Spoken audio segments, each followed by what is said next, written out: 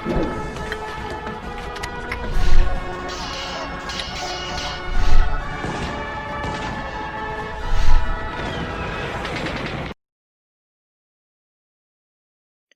Sobat Bos semua, bertemu kembali di channel Belajar Online Sejarah. Mari kita belajar sejarah bersama. Tahukah kalian makanan apa ini? Wah, enak guys. Yang ini juga enak. Apalagi yang ini, gak kalah enaknya. Oke, bikin lapar semuanya guys. Makanan-makanan tersebut merupakan makanan yang berasal dari daerah Jawa Barat. Tapi kali ini kita nggak mau ngebahas soal kuliner.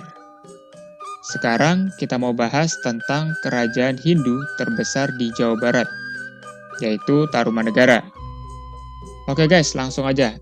Tarumanegara merupakan sebuah kerajaan yang pernah berkuasa di Jawa Barat, yang berdiri pada pertengahan abad keempat Masehi.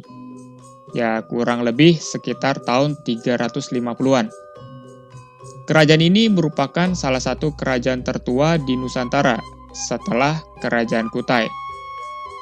Nama Tarumanegara sendiri berasal dari dua kata, Taruma dan Negara. Tarum yang diambil dari nama sungai, yaitu Sungai Citarum, sedangkan negara berarti kerajaan.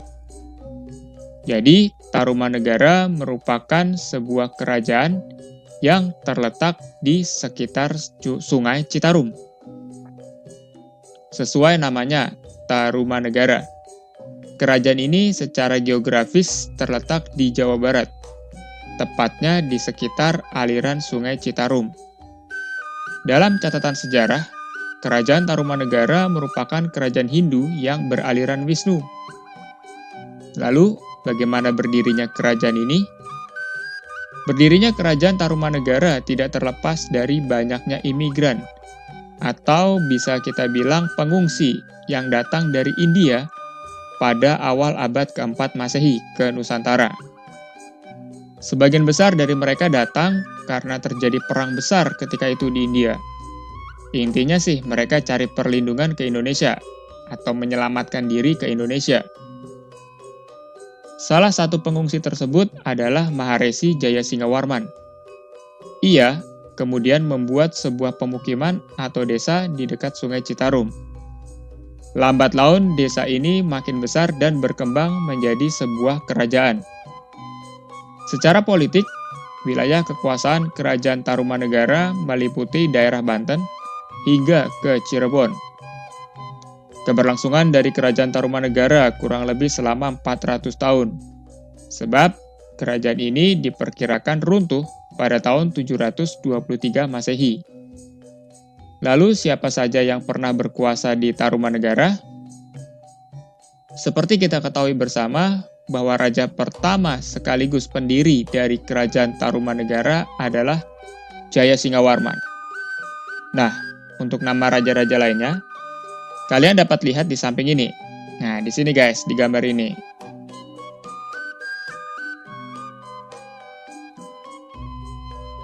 Oke, dari nama-nama raja ini, Tarumanegara mengalami masa keemasan saat diperintah oleh Raja Purnawarman.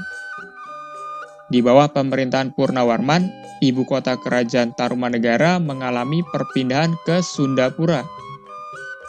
Lokasi ibu kota baru ini sangat dekat dengan pantai, yang nantinya tentu akan lebih memberikan keuntungan ekonomis bagi Tarumanegara.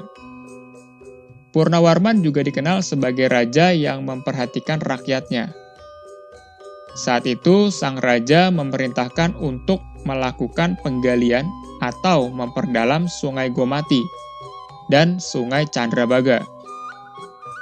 Tujuannya adalah tidak lain sebagai saluran irigasi bagi pertanian rakyat dan memberikan akses bagi kapal-kapal dagang besar yang melintasi sungai tersebut.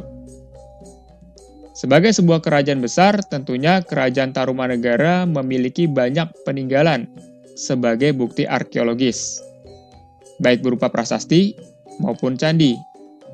Di antaranya adalah, pertama, Kompleks Candi Batujaya. Kedua, Prasasti Ciarutan, yang berisikan sepasang telapak kaki Raja Purnawarman. Ketiga, Prasasti Jambu, yang berisikan pujian terhadap kebesaran Raja Purnawarman. Keempat, prasasti Kebon Kopi yang berisikan sepasang telapak kaki gajah. Kelima, prasasti Muara Cianten. Keenam, prasasti Tugu yang berisikan penggalian terhadap Sungai Gomati dan Sungai Candrabaga untuk pembuatan saluran irigasi. 7. Prasasti Lebak yang berisikan sanjungan terhadap Maharaja Purnawarman. Dan terakhir ke-8, prasasti Pasir Awi. Kemunduran Kerajaan Tarumanegara terjadi pada masa pemerintahan Raja Linggawarman. Pada saat itu, sang raja hanya memiliki 2 orang putri bernama Manasih dan Sobakancana, tanpa memiliki anak laki-laki. Saat itu Sobakancana diperistri oleh Dapuntahyang, pendiri Kerajaan Sriwijaya, sedangkan Manasih menjadi istri Tarusbawah.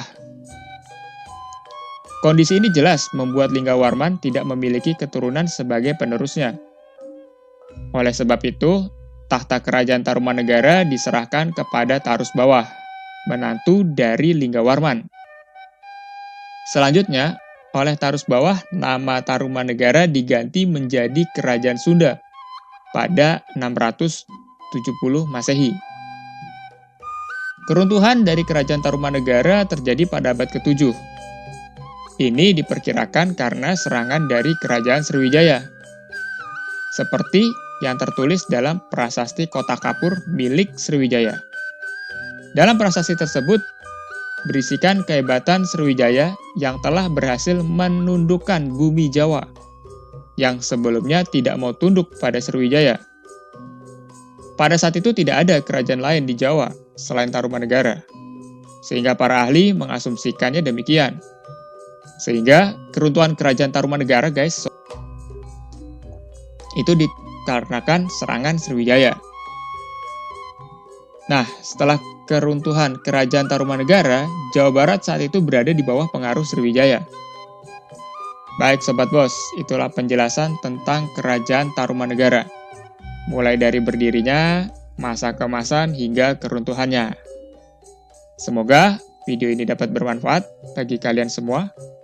Sampai bertemu kembali di video-video berikutnya. Dukung terus channel ini dengan klik tombol subscribe, agar channel ini dapat berkembang dan terus memberikan informasi sejarah buat kalian. Sehat selalu untuk kalian semua Sobat Bos. Terima kasih.